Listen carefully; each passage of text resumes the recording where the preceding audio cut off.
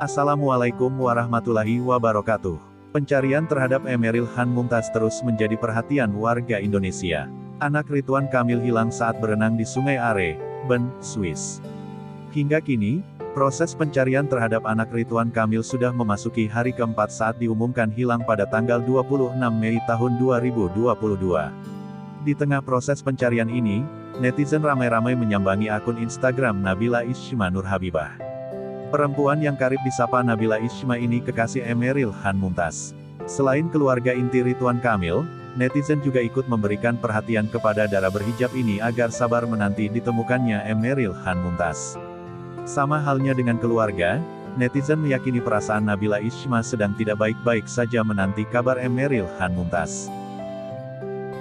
Berikut beberapa potret Nabila Ishma, kekasih Emeril Khan Mumtaz.